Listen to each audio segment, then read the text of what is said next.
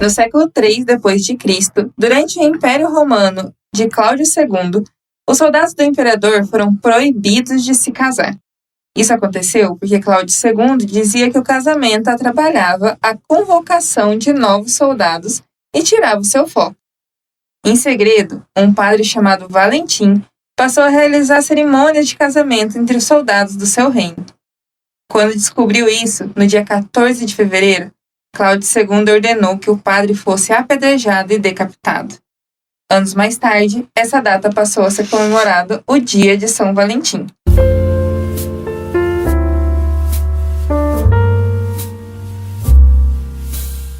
Mas você deve estar se perguntando, por que o Dia dos Namorados no Brasil não é comemorado no dia 14 de fevereiro? Agora aí vem a curiosidade. O dia 12 de junho foi escolhido por João Dória, em uma ação publicitária. Isso mesmo, o ex-prefeito de São Paulo quando atuava como publicitário, como forma de aumentar as vendas de uma empresa, tendo em vista que o dia 13 de junho é o dia de Santo Antônio, o santo casamenteiro.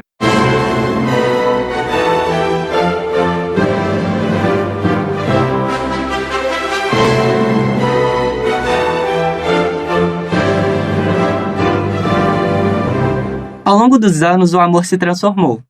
Hoje existem diversas formas de se relacionar, desde casamentos às cegas até aplicativos de encontros. Poderíamos dizer então que ele está mais fluido? Que está em decadência?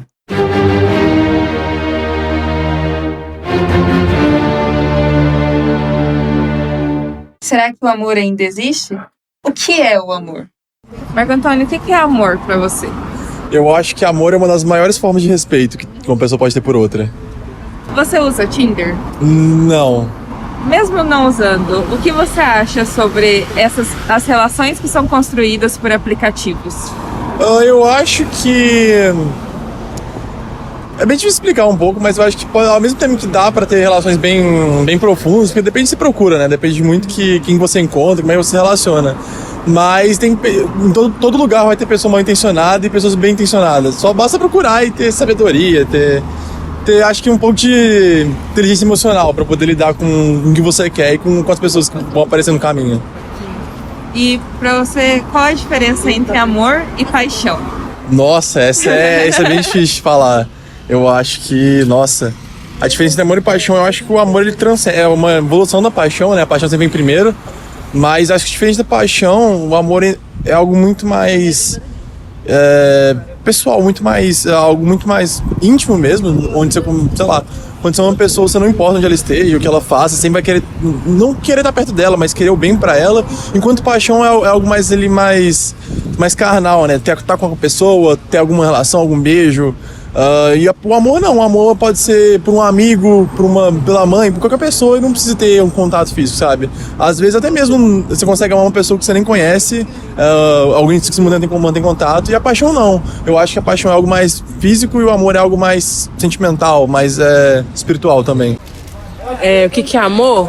Amor é quando você coloca os sonhos de uma pessoa à frente dos seus. Amor é quando você ama os defeitos e não as qualidades. Porque os defeitos que faz você se apaixonar pela pessoa, porque qualidade qualquer um pode ter, e qualidade todos são iguais, as qualidades. Os defeitos que diferem isso, entendeu? Esse é o amor pra mim. É quando você ama os defeitos da pessoa. Acho que amor é sofrer. O amor ele não existe sem sofrer. Você vai sofrer quando você ama alguém. Então, se você não tá sofrendo pelaquela pessoa, acho que não é amor. Qual a diferença entre paixão e amor? Eu acho que a paixão é algo momentâneo. O amor é duradouro.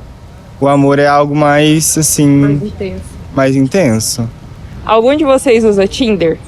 Vocês acham que dá pra construir uma relação através do Tinder?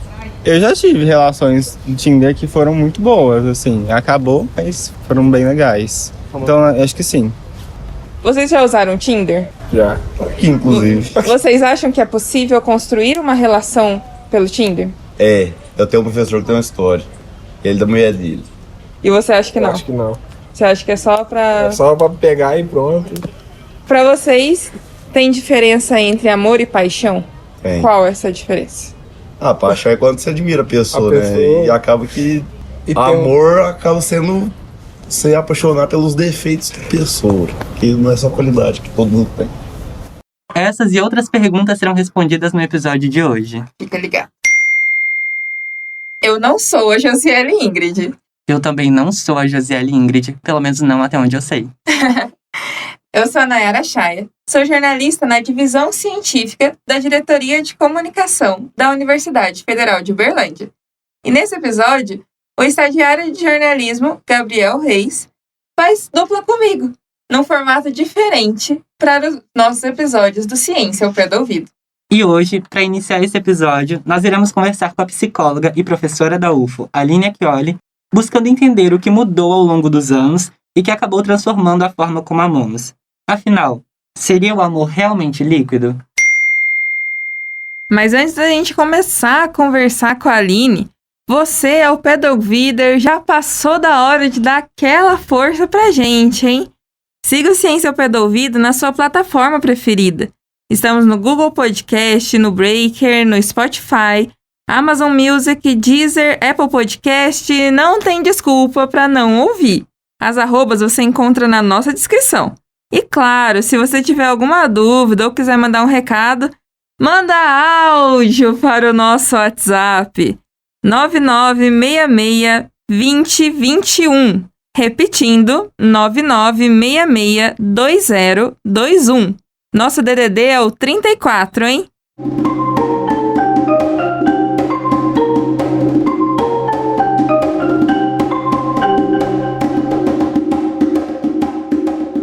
Olá, o Pé do Ouviders! Sejam bem-vindos ao episódio 51 do Ciência ao Pé do Ouvido. Essa edição, que se aproxima do Dia dos Namorados, não poderia ser de um tema diferente que não fosse o amor.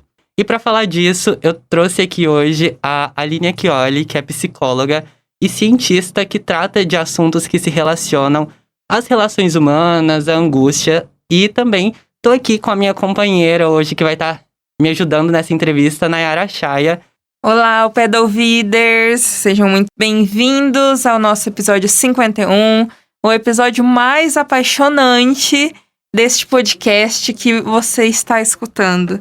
Não sei se você escuta, mas há amor em nossas vozes hoje. Um episódio muito especial. Inclusive, se quiserem colocar uma trilha sonora romântica, e acho que vai caber bem. Um momento, ouviu o Márcio coloca uma trilha nesta fala. E estou muito feliz por ter essa conversa com a Aline, com o Gabriel, porque é um tema muito interessante, muito subjetivo. Então, o que é o amor é uma pergunta muito tocante. Falar sobre isso, eu tenho certeza que vai ser muito bom. Olá, pessoal. Eu tô aqui com vocês hoje com o maior prazer. Eu sou a Aline, psicóloga, psicanalista, e acho que esse é um assunto que a gente gosta demais de tratar, um assunto que tá na clínica, que tá na sociedade, que tá na boca do povo o tempo todo, não só na época do Dia dos Namorados, né? Que é o amor. É muito interessante porque nesses tempos tão complicados que a gente está vivendo, parece que a gente fala pouco sobre o amor. A gente fala muito sobre problemas, dificuldades, né? Mas a gente tem falado pouco sobre o amor. E quando a gente fala, às vezes, muito numa posição idealizada. Então, acho o tema ótimo e estou, assim, muito feliz de ter sido convidada por vocês. Vai ser ótimo esse nosso papo. A pergunta que não quer calar, acho que é a dúvida mundial, né? Todo mundo passa aí, alguns, inclusive, a vida inteira querendo saber e se questionando quanto a isso. Aline, conta pra gente, afinal, o que é o amor? Essa é uma pergunta ótima, né? E acho que a gente vive uma vida querendo responder. Ainda não descobri. Inclusive, eu acho que... Eu não sei se vocês lembram do filme do Logan, né? Ele se pergunta, no filme sozinho dele, ele se pergunta, acho que a vida toda, né? O que é o amor. E aí, bom, só no final ele descobre, não vou dar spoilers, né? Mas parece que a gente vive uma vida pra descobrir o que é o amor, né? E aí, então, a gente tem essa perspectiva de que a gente tem que viver pra saber o que é pra cada um, né? Então, eu vou ser ousada aqui e talvez trazer algumas perspectivas que respondam um pouco pra nos orientar, né? Sobre o que é o amor, assim. E aí, eu decidi que a gente podia trabalhar com 3 percepções, né? 3 possibilidades de pensar o amor, que eu acho que são as mais comuns.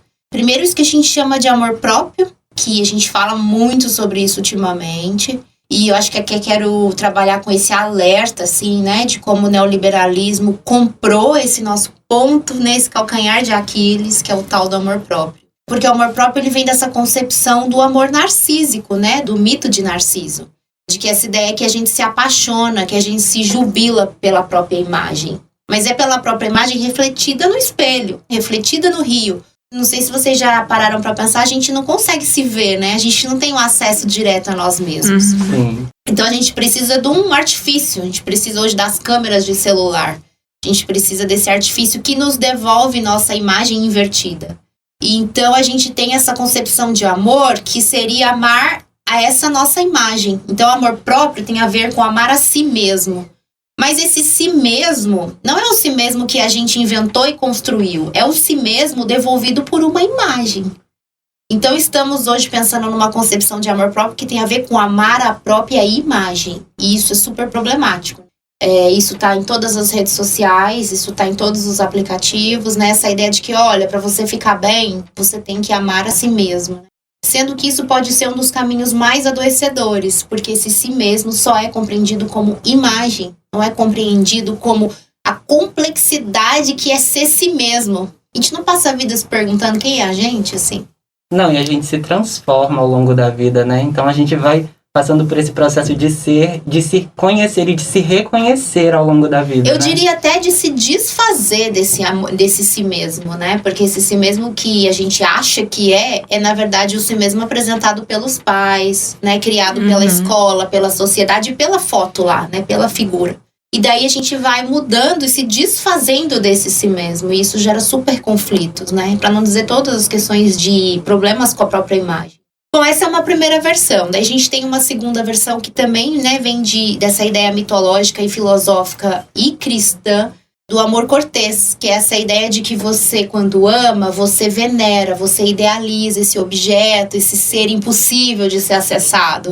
E por ele ser impossível de ser acessado, você endeusa, você precisa pagar por sacrifícios, você precisa trabalhar, você precisa se dedicar, você precisa mudar. Então, ele é a versão mais popular que a gente tem do que é o amor, né? Quando a gente ama alguém, a gente acha que tem que se sacrificar pelo outro, o outro tem que se sacrificar por nós, e a gente tem que se fazer o objeto perfeito. Pro outro também. Então, é uma versão muito cristã, né? Das versões religiosas, do amor a Deus, qualquer tipo de crença que seja, mas essa ideia do amor a Deus, né? Do amor de veneração, de sacrifício. Mas também essa ideia de um amor romântico, porque o amor romântico é isso de você cortejar o outro, né? De você ficar cortejando o outro. Então tá muito mais a graça no cortejar do que ter. E quando tem, parece que então é aí que os desencontros começam. E por último, que eu acho que a versão que pode ser mais interessante para nós hoje, pensando em todas as mudanças que nós tivemos, é a ideia do amor como uma ética, né? Então o amor como esse exercício constante de aprender a lidar com diferenças radicais. Como é essa ideia de pensar que 2 não fazem 1, é uma matemática impossível. Então, como é que seria pensar um exercício de amor que leve em conta 2 diferentes, como condição radical para que se exerça, né, esse trabalho de amor constante, que tem a ver, inclusive, com uma constância diária, né? Ele não está dado, ele tem que ficar se renovando em trabalho constante. Então, acho que dá pra gente, assim, pensar um pouco nessas 3 bases iniciais pra gente se divertir agora, né?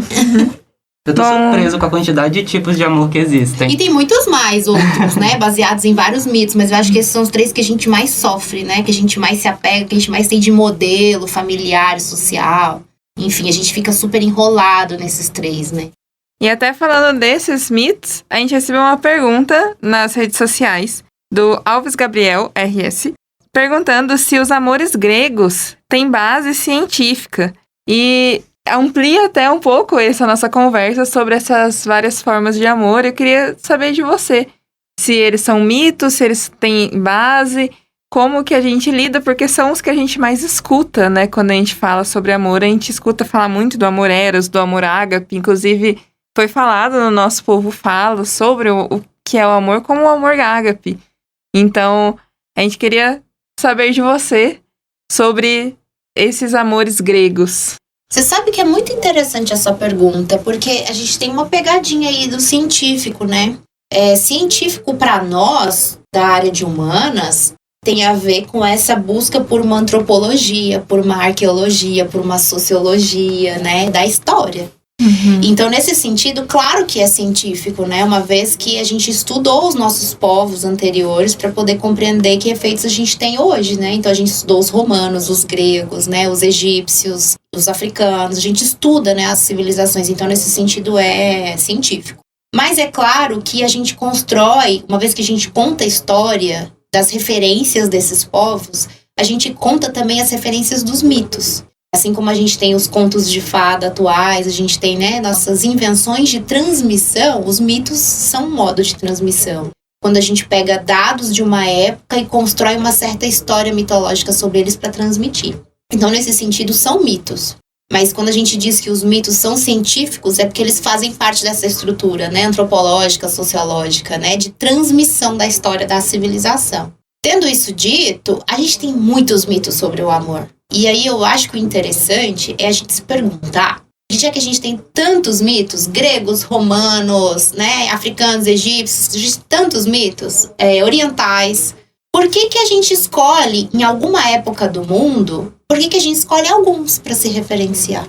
Sabe? A gente tem milhares e milhares e milhares de histórias de amor mitológicos, histórias de impossibilidades de amor. Por que em determinada época do mundo a gente escolhe 1, 2 ou 3 para se referenciar? Isso diz não tanto da história, da mitologia, mas do que a nossa época está tentando provar como uma forma de amor. E aí eu acho interessante, mas acho também que a gente tem que tomar cuidado, né? Porque não dá para separar os nossos afetos da economia, né? De uma economia política e social. Então, a gente sempre desconfia dos modos que a gente sofre. Se a gente está sofrendo muito por um determinado modelo de amor, será que esse modelo é realmente o que a gente quer? Ou será que esse modelo está sendo imposto por uma determinada época social e a gente está sofrendo por isso? Então eu acho que quando a gente fala desses mitos que você trouxe, né? De novo, são mitos que vêm reiterar o quê? O amor próprio, o amor cristão, né? Que são versões interessantes de amor, mas são versões que hoje, com essa evolução das questões de gênero e fluidez, elas são questões que se chocam de frente. Porque quando você fala de amor fluido, quando você fala de possibilidades de liberdade amorosa, como é que você vai se constringir a uma espécie de veneração e sacrifício? Como é que você vai fazer isso? Então eu acho interessante que as pessoas tragam essas versões nessa época do mundo. Porque a gente vai ficando sem referência e vai trazendo, né, as do passado. E não são quaisquer. Mas que problemas isso nos causa? Será que então a gente está com dificuldade de amar e encontrar amor? Ou será que a gente está com dificuldade de se encaixar a certos modelos mitológicos de amor? Acho que merecemos um minuto de silêncio para refletir sobre isso. Nossa, eu tô assim, totalmente imerso no assunto e é envolvente, né, falar de amor. E quando você vai comentando, Aline, não só dos mitos, mas da história propriamente dito, a gente vai vendo como que as formas como as pessoas amam e se relacionam vão se transformando. Em dado momento, você fala um pouquinho da fluidez das relações. E como a gente estava conversando aqui um pouquinho nos bastidores, dizer sobre o pensamento de Bauman das relações líquidas não é algo mais tão usual, como você havia comentado. Por que isso ocorre? A teoria do Bauman ela foi muito importante nos anos 2000, ali, né, onde a gente estava numa lógica de mudança do trabalho. Eu estou focando muito nessa relação com a economia política, porque os afetos são circuitos, né, ligados demais a essa forma de gestão, né, dos afetos do mundo. Então, o Bauman, quando trouxe essa coisa do amor líquido, ele estava justamente começando a dizer da transformação do liberalismo. E essa ideia de que você tinha um trabalho, que você entrava numa empresa e trabalhava naquela empresa a vida inteira, e a sua vida era sustentada por este trabalho, você era reconhecido e amado por este trabalho. E de repente, naquela época, o liberalismo começa a dizer, olha, bom é ter flexibilidade, bom é ter agilidade, bom é estar em várias empresas, bom é não estar em empresa nenhuma e ser autônomo, liberal e tal. Então, naquela época, aquilo que era uma forma muito tradicional e conservadora que dava segurança para nós, mas tinha problemas, começou a ser líquida, começou a ser isso de que você, né, te escapa pelas mãos, que você não consegue muito bem entender o que tá acontecendo. Então o amor líquido veio como essa crítica, né, do tipo, nossa, perdemos as referências, as pessoas não estão conseguindo mais ter referências novas para se relacionar e tal. Só que o paradoxo é que justamente era isso que a gente estava querendo, né? A gente queria criar novas formas de viver. A gente queria criar novas formas de trabalhar e de se relacionar. Então, o que a gente chamou de fluidez das relações, né? Relações fluidas, relações abertas, relações não binárias, né? São modos de relação que seriam enquadrados, teoricamente, nessa liquidez. Então, para nós, isso é interessante hoje. É interessante que a gente possa ter fluidez, que a gente possa ter formas mais, né, abertas para lidar com as relações. Só que, claro que isso não veio sem consequências, que é justamente essa falta de referência. Nós ficamos um tanto desorientados, tirando a referência clássica. E, com isso, acabamos ficando muito nas mãos desses novos velhos, né, porque são recuperações mitológicas antigas, de referências. Então, parece que a gente vai encontrar com o outro, a gente vai trabalhar, a gente não sabe mais o que a gente pode exigir como direito, do tipo, né, uma ética mínima de relação, e o que a gente pode exigir ou não exigir como algo que é possível de ser construído e trabalhado. A gente fica, mas será que eu posso exigir isso do outro? Será que isso aqui é o mínimo ou será que isso não é o mínimo? Então, a gente ficou muito na dúvida, e aí a gente fica afundado. Mas eu acho que é importante dizer que isso não é, o problema não está na fluidez. A questão está em como, quando a gente não tem uma referência única que nos ligue, a gente precisa recriar essas referências toda vez que a gente encontra com uma pessoa. E aí isso pode se tornar muito confuso e gerar muita angústia. Mas é claro, também partindo de uma referência mínima de civilização, né, gente? Nós temos uns combinados civilizatórios básicos aí que nos ajudam um pouco. Mas eu acho que para a invenção amorosa isso gera sofrimento, né? A gente não sabe mais o que dá pra, ou não dá para exigir. Então a gente recupera uma mitologia para poder dizer, não, isso aqui eu posso exigir segundo o amor cortês. A gente não pensa, mas a gente faz isso o tempo inteiro. Então, continuando falando disso, de como as pessoas elas buscam nesses mitos formas do que elas devem ou não exigir um relacionamento, qual que seria a saída então para os relacionamentos atuais? O pessoal tem que sentar numa mesa, começa que a gente tá aqui, conversar, falar assim, não, de você eu quero isso, isso e isso, pra mim o certo é esse, aquele. Como que as pessoas devem lidar com esses combinados, entre aspas? Olha, eu acho que se a gente chegar nessa fase do combinado, a gente já tá muito bem, né? Porque não sei assim se vocês estão sentindo isso, mas o neoliberalismo se apoia muito no amor narcísico, né? Para que não haja amor, na verdade, né? Porque não acho que é de interesse político, econômico que as pessoas façam laços amorosos. Porque juntos somos sempre mais fortes, né? Sim. Então, acho que a ideia é pulverizar o ideal de amor impossível. Porque daí, quanto mais a gente sofre pelos amores impossíveis, mais a gente fica distraído, né? De exigir uma ética de amor no mundo, né? Então, as redes sociais, os aplicativos, eles ficam oferecendo, parece que facilidades pra gente encontrar amores. Mas na verdade o que a gente encontra são fotos, imagens, objetos. A gente não encontra as pessoas. Porque como a gente disse no começo, né, o amor narcísico é o amor por si mesmo enquanto imagem. Não é enquanto um ser complexo, né, de carne e osso, que sangra, que sua, que pensa, que tem dificuldades, né, que não tem facilidades, que às vezes tem desejo, mas não encaixa no outro, que tá super inseguro com o seu corpo, com sua vida, com suas questões, que não sabe o que dá ou não dá pra pedir do outro. Então, assim, a gente vive um tempo onde a gente recuou dessa escolha pelo desejo amoroso. A gente recuou. Porque essa coisa de estar com o outro é isso mesmo, seria a saída, né? A gente tem que dialogar e é tipo o amor da democracia, né? A gente tem que dialogar o tempo inteiro, fazer acordo, recombinar, fracassar, combinar de novo. E isso é um trabalho do amor. Agora, quando a gente recua disso, a gente fica no âmbito do não, vou me amar mais. E aí a gente fica só nesse amor da própria imagem, dando pro outro a nossa imagem para ser amada e venerada quase como um santo, assim, em cima. Sim. E a gente não se apresenta de verdade pro outro, e o outro também não se apresenta de verdade pra gente, então a gente não trabalha, não faz laço. Aí vem esses eventos, né, ghosting, não conversa, fala e não desaparece, porque a gente não fez laço de verdade. E a gente fica achando que fazer laço é possível fazer pelas tecnologias, pela internet, que pode ajudar os encontros, mas não realiza os encontros. Então a gente fica super distante uns dos outros, recuados e tentando compreender por que as coisas não dão certo, sendo que a gente não vai a trabalho. E a gente só coloca a crítica na imagem. É porque eu sou assim, é porque o outro é assim, porque o outro é assado, mas é tudo uma grande imagem. Então eu acho que escolher pelo amor, no sentido de um trabalho, é uma escolha hoje não só ética como política, sabe? A gente pode até usar todas essas tecnologias a nosso favor para os encontros, para os desencontros, para os problemas do amor. Eu entendo que isso seria uma escolha muito interessante, mas eu acho que hoje é que se menos faz. Esse é um podcast muito pensativo, assim. Eu fico reflexiva a cada resposta da Aline. Eu paro 2 segundos aqui pra pensar.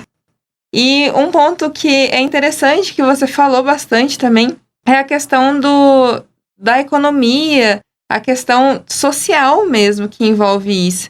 E eu queria saber de você sobre o consumo. A gente vive numa sociedade extremamente consumista. A data Dia dos Namorados, ela é uma data consumista. E como esse consumo capitalista influencia na forma como a gente vê o amor? Essa proposição, por exemplo, acho que hoje que a gente mais sofre com isso nessa proposição mesmo dos aplicativos, sabe? Eu não sei se vocês têm essa sensação, mas eu escuto muito sobre isso, de que o Tinder, por exemplo, é uma revista, né? É um catálogo de objetos.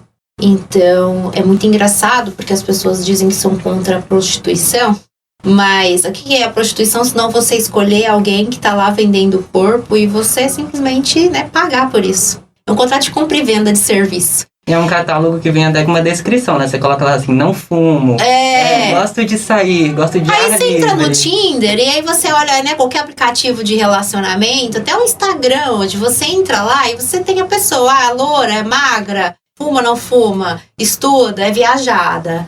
Eu quero essa. Aí você dá like. E aí você vai, quero essa. Você não tá lidando com uma pessoa, você tá lidando com uma imagem, né, um produto. Só que a diferença é que ali você não paga, né? Quer dizer, até pode pagar às vezes, mas você não Preocupante. paga. E aí você vai ver que o outro também vai te escolher como um catálogo. E assim, a maioria dos encontros, gente, nem acontece. As pessoas às vezes nem se falam, às vezes fica só nesse âmbito mesmo inicial do comprei o objeto, já tô satisfeito. A satisfação da compra já acabou. Eu me senti desejado também. Isso, deu match, Ou então legal, você vê já uma pessoa comprou. lá que você acha linda e você fala assim, nossa, dei match com essa pessoa, Já- e nunca vai chamar. Era só isso, era exatamente só isso, sabe? É o dedinho lá, tipo, comprei, né? A satisfação já tá feita. Aí tem uma outra camada que é assim, você vai começar a conversar e tal, e aí você vê que a pessoa falou uma coisa que eu não gostei, já não quero mais. Então, tipo assim, você não tem uma construção, você não quer conhecer de verdade o outro, você quer só conferir na conversa se ele é o produto que você comprou. Então, vamos ver se a pessoa é isso mesmo que ela falou. Aí você confere, é mesmo. Aí talvez você dê uma chance pra sair com ela. Se ela não for aquilo que você comprou, né, na foto, então nem chance eu dou mais. E você tá comprando vários produtos ao mesmo tempo, porque você tá fazendo isso com várias pessoas ao mesmo tempo. Ou seja, aí dá errado, e as pessoas falam, mas que será que o amor hoje não dá certo? Mas isso não é amor, gente, isso é mercado, isso é compra. O amor tá longe disso, né? Agora, se pode existir alguma possibilidade de constituição amorosa a partir disso, claro que pode, mas isso vai depender muito mais. Se você passa desse primeiro nível, né, de satisfação de consumo de objetos, pessoas, imagens, objetos, ou se você está realmente interessado, sabendo que aquilo tudo é um grande engodo, se você está interessado no porquê que alguém colocou uma foto lá para ver se encontra realmente outra pessoa.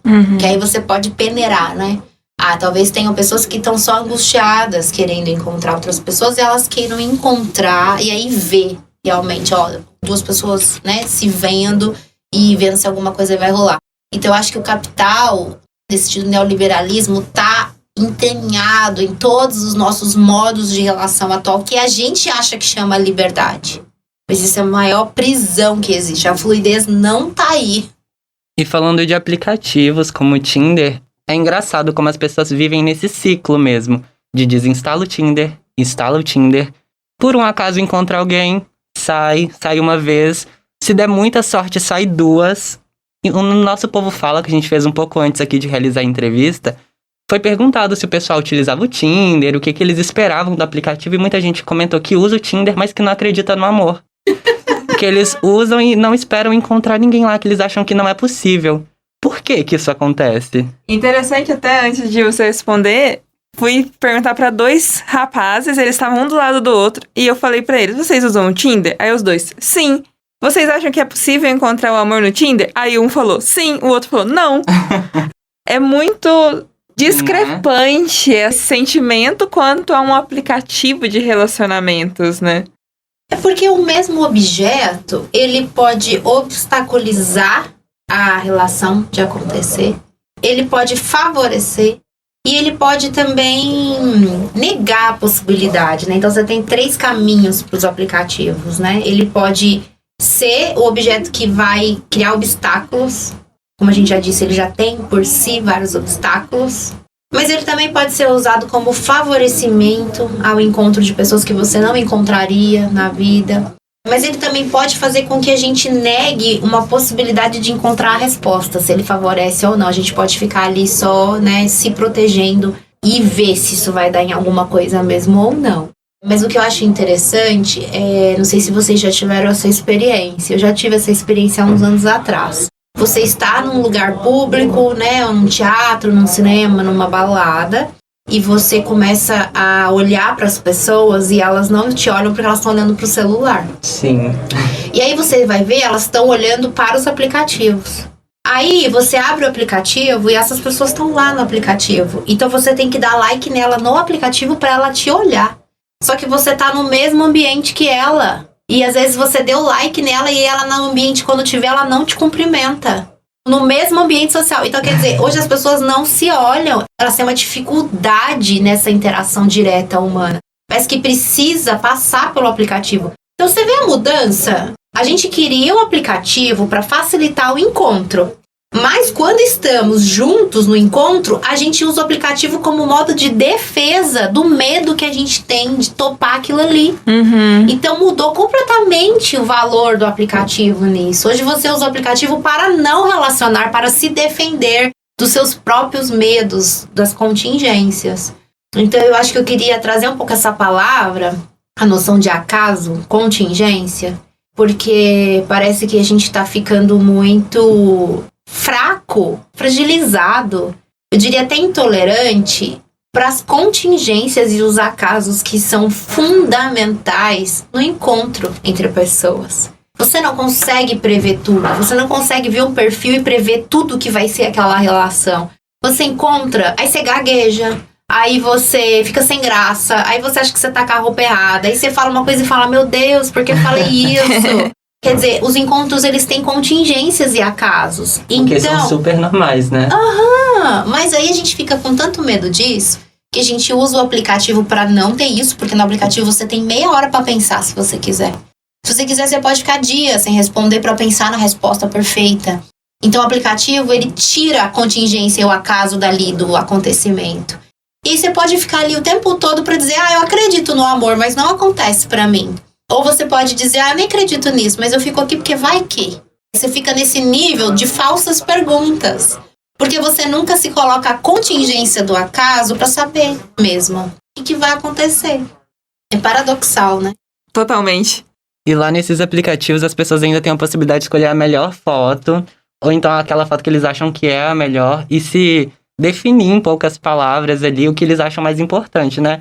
É uma constante seleção do que você quer passar pro outro. Mas aí o que acontece quando a gente fica pelado com o outro, né? No quarto. Não tem foto melhor, não tem na vida real. Porque olha só, nós estamos falando de amor, mas nós estamos falando de encontro de corpos, né? Porque nós não estamos aqui falando de amor platônico, né? Nós estamos falando desse trabalho, né? De uma relação que vai envolver sexo, que vai envolver acordar junto, que vai envolver, né, pagar conta junto, que vai envolver passar por desaforo na rua junto, por constrangimentos. Você acha que, né, a gente tão apoiado nessa imagem perfeita da foto, que a gente vai se colocar com tanta facilidade assim, no constrangimento de estar pelado com o outro, de estar no banco, na fila do banco com o outro, passando aperto? Saber que o outro não acorda de cabelo feito, maquiado. Exatamente. Vou até aproveitar que você falou sobre isso, sobre essas relações. Vi que você tá com uma aliança, então eu acredito que você seja casado. E normalmente a gente pergunta para os nossos entrevistados sobre a sua carreira acadêmica. Eu vou adicionar a essa pergunta da carreira acadêmica um pouco sobre essa sua relação, se você se sentir confortável de falar, obviamente. Então, além de você apresentar um pouco suas pesquisas, o que você já falou, queria que você apresentasse um pouco como que você aplica tudo isso que a gente tem conversado aqui na sua relação. Boa pergunta. Você sabe que eu acho que o amor como uma ética, como um exercício de uma ética, eu acho que a gente não aprende ele primeiro numa relação amorosa. Eu acho que a gente aprende ele primeiro com a nossa comunidade. Por que eu tô dizendo isso? Porque eu sou psicanalista, né? E eu pratico a clínica, já tem quase 2 décadas. Então eu escuto pessoas, né? Na maior parte do meu dia, o tempo inteiro, há muitos anos. E as pessoas sofrem muito, né? Por 1000 motivos. Mas claro que tem algo do amor ali, né? E quando você vai pedir análise para alguém, quando você vai, né, fazer um tratamento, você tá fazendo uma demanda de escuta. Você tá pedindo mesmo, né, que seja pago, você tá pedindo para alguém fazer algo por você que às vezes o dia inteiro ninguém faz, que é te escutar falar. Mais ainda, alguém tá te pedindo para você não influenciar, baseado nas suas ideias e crenças, que você só escute e ajude aquela pessoa a se entender com suas próprias referências. Então, eu acho que isso é um exercício ético de amor. Numa análise, você ficar 1 hora escutando alguém falar, toda semana, e você não usando as suas verdades para influenciar o que o outro deve ou não fazer. Que é você escutar alguém falar e ajudar essa pessoa a se escutar, para dali extrair uma referência de si mesmo. Eu acho que isso é um grande exercício ético de amor. Então, eu acho que, para mim, esse trabalho de escuta, de construção de laço, de você passar constrangimento, de você falar como tá equivocado, de você criar esse trabalho, eu acho que isso é a maior maneira de viver e experienciar essa ideia de um amor ético. Você ter esse respeito na comunidade, você ter isso, né, o professor com seus alunos, os alunos com os professores, os colegas entre si, com as nossas famílias, como é difícil lidar com as nossas famílias, pai, mãe, filhos, né?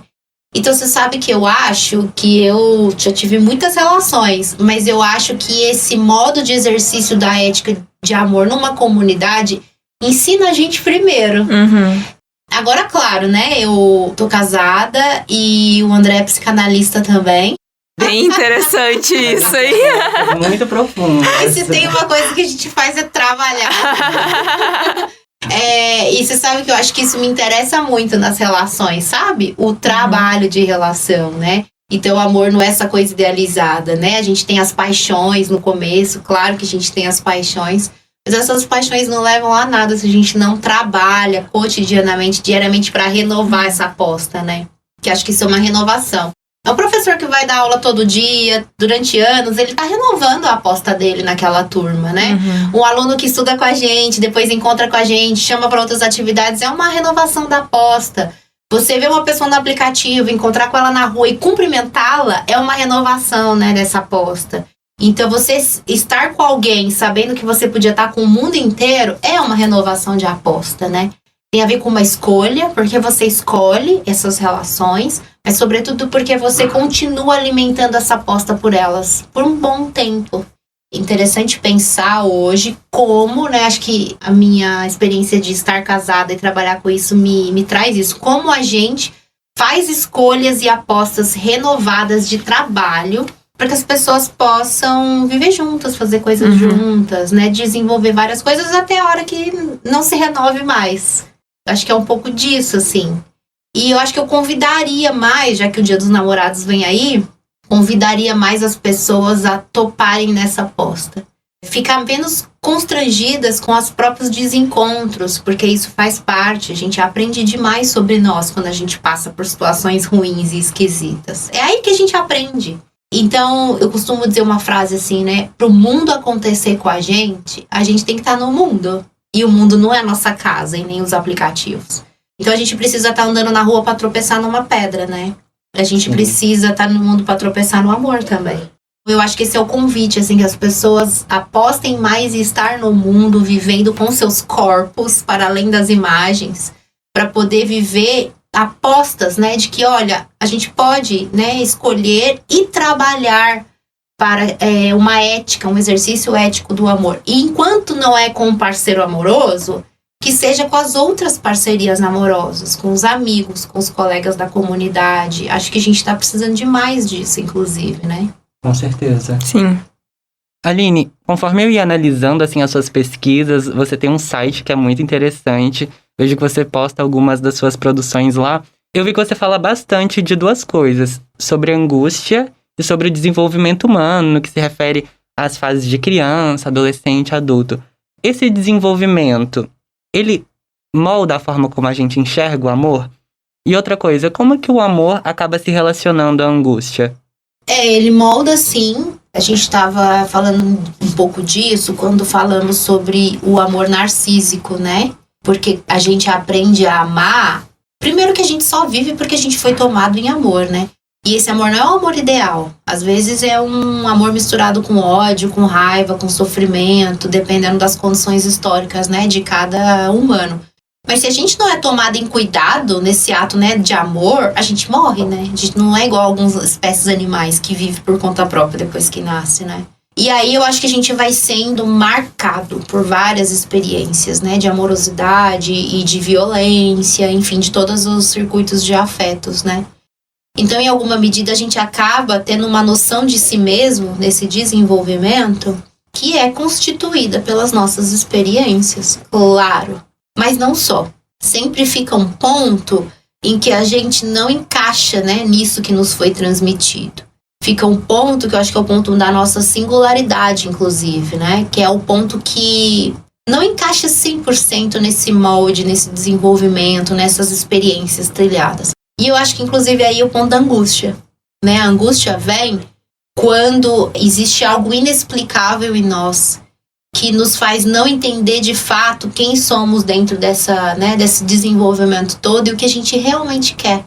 Às vezes a gente acha que quer algumas coisas, mas quando a gente as consegue, a gente fica angustiado. Não é bem aquilo. Às vezes a gente acha que é alguém, e aí quando a gente vai viver isso, a gente fica angustiado. Não é bem aquilo, parece que não encaixa.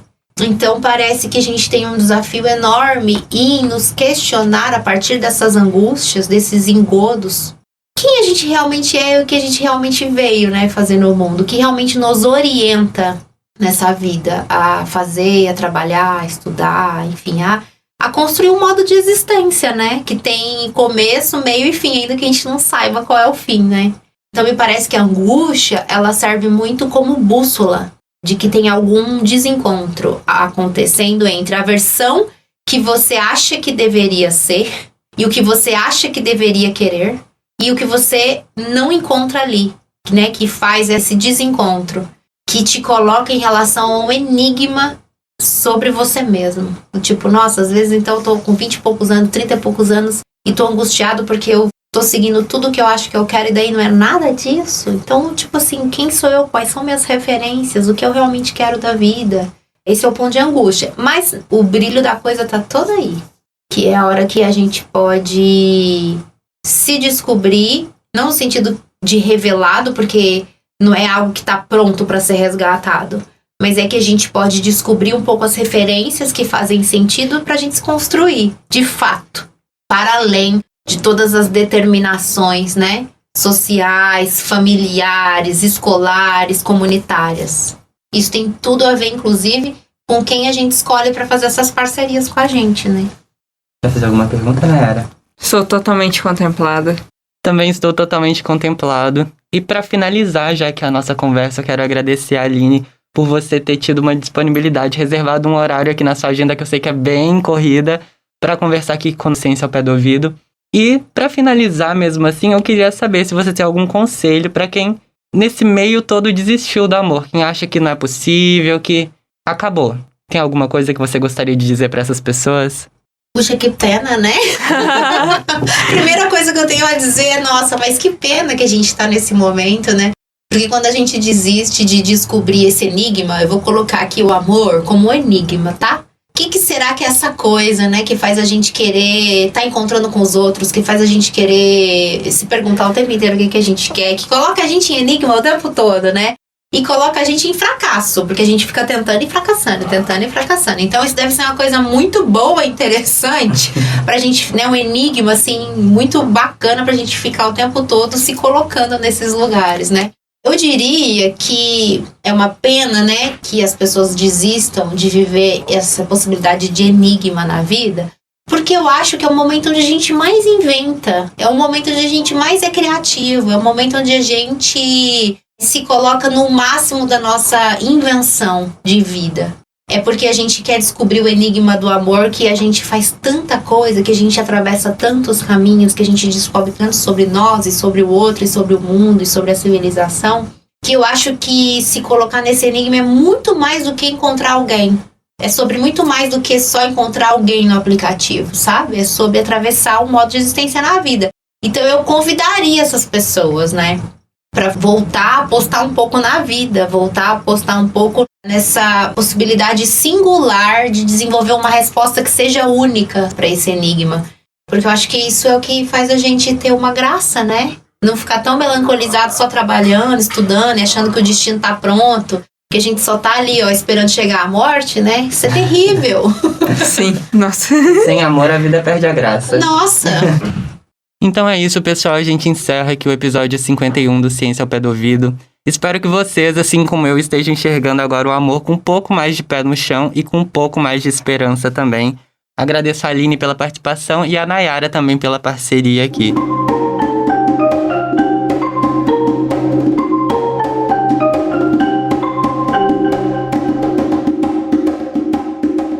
O Ciência ao Pé do Ouvido é o podcast da Divisão de Divulgação Científica da DIRCO, a Diretoria de Comunicação Social da Universidade Federal de Uberlândia. A coordenação é de Ellen Borges, jornalista e pesquisadora aqui na UFO. Na apresentação e supervisão do roteiro, temos a jornalista Nayara Chaya. A produção e entrevista desse episódio foram de minha responsabilidade, Gabriel Reis, que sou estagiário de jornalismo, e também da Nayara. A comunicação imagética foi feita pela Ludmila Castro, que é estagiária de design. A divulgação nas mídias sociais está em minha responsabilidade e também na Nayara. A principal transição sonora é a composição do percussionista Eduardo Fraga Túlio, que é pesquisador e professor de música aqui na UFO. E a captação de áudio, edição, montagem e finalização são do Márcio Gama. Acesse também o segundo podcast da UFO, o UFOcast. Lá tem conteúdos semanais muito legais que eu tenho certeza que vocês vão gostar de ver. Até mais, pessoal!